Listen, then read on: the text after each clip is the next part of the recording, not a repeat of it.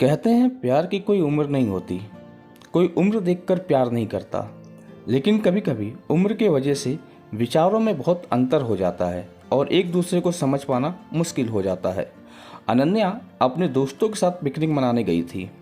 उस picnic spot पे बहुत से लोग थे। कोई अपने फैमिली के साथ आया हुआ था तो कोई अपने दोस्तों के साथ। वहाँ अनन्या की नज़र एक लड़के पर गई।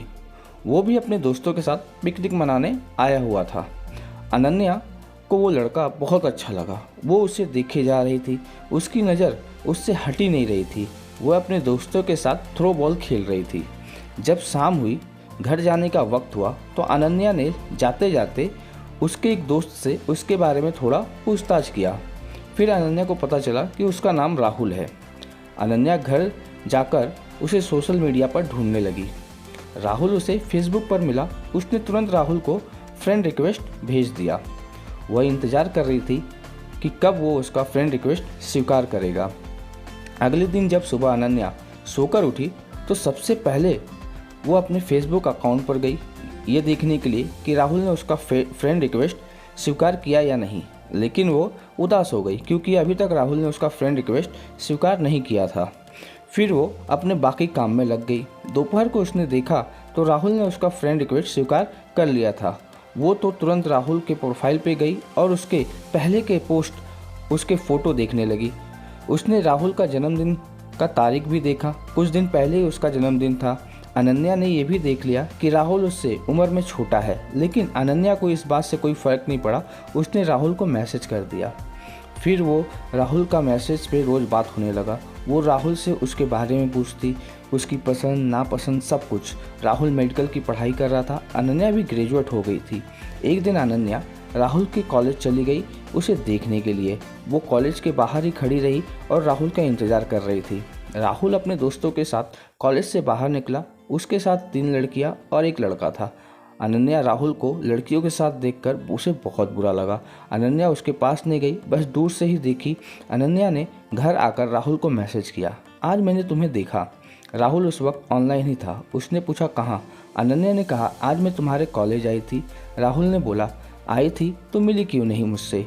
अनन्या बोली तुम अपने दोस्तों के साथ जा रहे थे और तुम्हारे साथ कुछ लड़कियाँ थी, एक बात पूछूं? राहुल ने बोला हाँ पूछो। अनन्या बोली क्या तुम्हारी कोई गर्लफ्रेंड है? उस वक्त राहुल ने उसे मैसेज नहीं किया। अनन्या इंतज़ार करती रही, अब आएगा राहुल का रिप्लाई, लेकिन बहुत देर हो गई। राहुल ने रिप्लाई नहीं किया। अगले दिन सुबह राहुल का रिप्लाई आया, उसकी कोई गर्लफ्रेंड नहीं है। ये मैसेज देखकर अनन्या बहुत खुश हो गई। राहुल ने ये भी पूछा कि तुम ये क्यों पूछ रही हो? अनन्या बोली कुछ नहीं, बस ऐसे ही जानना था। अनन्या की बातों से राहुल को लगा कि शायद अनन्या उससे प्यार करती है। उसे भी अनन्या अच्छी लगती थी, ये जानते हुए भी कि अनन्या उससे उम्र में बड़ी है। फिर भी उसने कुछ दिन बाद अनन्या को प्रपोज कर दिया। अनन्या तो मानो सातवें आसमान पे थी। उसे विश्वास नहीं हो रहा था कि जिससे वो प्यार करती उसने सामने से खुद उसको प्रपोज किया। वो खुद को दुनिया की सबसे खुशकिस्मत लड़की मानने लगी थी। वे नाच रही थी, खुशी मना रही थी, मानो कि अनन्या पागल सी हो गई हो। उसने राहुल को हाँ बोल दिया। वो दोनों रोज़ बातें करते रहे। राहुल कॉलेज के बाद उसके साथ घूमने जाता था।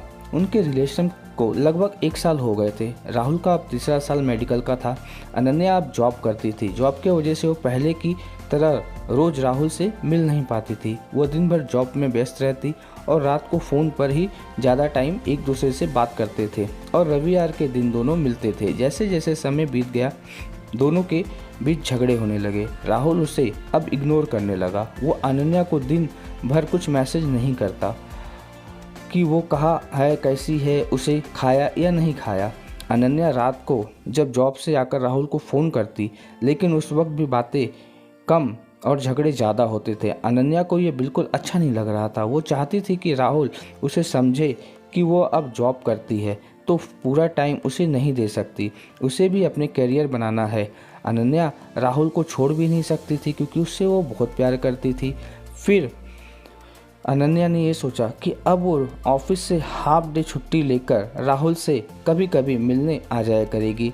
इससे शायद झगड़े कम हो और उनके बीच और दोनों के बीच में टाइम दे सके।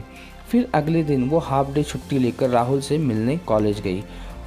उधर उसने देखा कि राहुल कॉलेज के बाहर एक लड़की के साथ है। उसी समय अनन्या ने राहुल को फ़ोन किया। राहुल ने देखा कि अनन्या का कॉल आ रहा है, लेकिन उसने फ़ोन नहीं उठाया। उसने फिर फ़ोन किया, राहुल ने इस बार फ़ोन नहीं उठाया। फिर अनन्या गुस्से से घर चली आई। शाम को राहुल ने उसे फ़ोन किया। अनन्या ने पूछा, कहाँ थे तुम? मैंने तुम्हें दोपहर में फ़ोन किया था। राहुल ने कहा, मैं कॉलेज में था इसलिए फ़ोन नहीं उठाया। ये सुनकर अनन्या को और गुस्सा आ गया। उसने राहुल को बोला, झूठ मत बोलो, इसका मतलब राहुल तुम मुझसे कुछ छुपा रहे हो। 2 दिन बाद अनन्या उसके कॉलेज गई। वहाँ उसे वो लड़की दिखी जिसे अनन्या ने राहुल के साथ देखा था जब वो पहली बार राहुल से मिलने कॉलेज आई थी।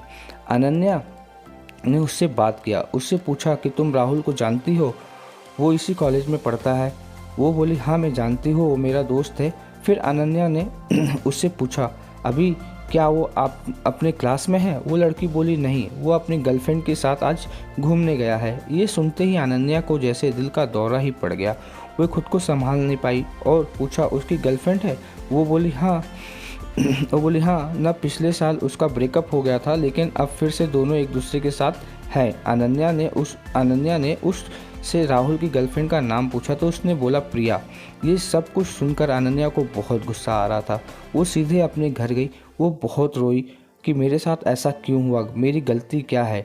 अगर वो किसी और से प्यार करता तो मुझे प्रपोज क्यों किया? क्या मैं बस एक खिलौना हूँ? शाम को अनन्या ने राहुल को फ़ोन किया। उसने पूछा, कहाँ हो तुम पूरे दिन सुबह से शाम तक मुझे मैसेज नहीं किए, कॉल नहीं किए। राहुल बोला, मैं कॉलेज में था और पढ़ाई का टेंशन है थोड़ा। उस वक्त अनन्या एकदम चिढ़ गई थी। गुस्से से बोली, ये प्रिया कौन है? राहुल कुछ सेकंड रुक गया, फिर बोला, कौन प्रिया? अनन्या बोली, अच्छा तुम किसी प्रिया को नहीं जानते? वो बोला, नहीं। फिर अनन्या बोली, मैं उसी प्रिया के बारे में बात कर रही हूँ जिसके साथ तुम घूमने गए थे। ये सुनते ही राहुल ने कॉल कट कर दिया। अनन्या उसे फ़ोन करती रही लेकिन वो फ़ोन नहीं उठाया।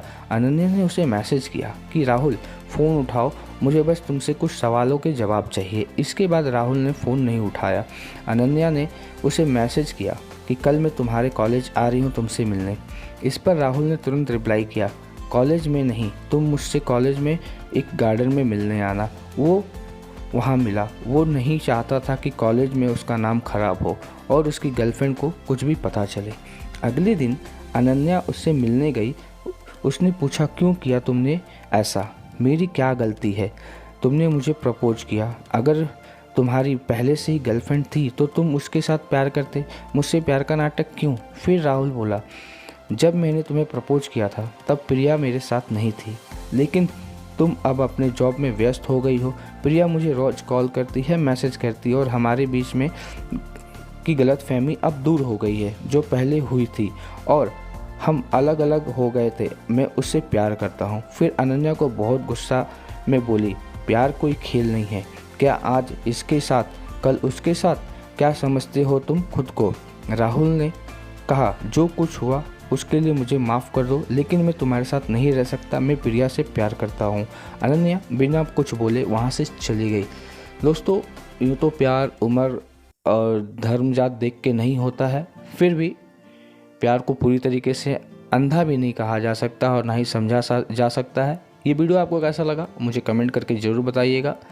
और भले प्यार किया नहीं जाता है, हो जाता है, फिर भी अपनी आंखें खुली रखें ताकि बाद में रोना ना पड़े। मिलते हैं अगले वीडियो में, तब तक के लिए आप अपना ख्याल रखिए।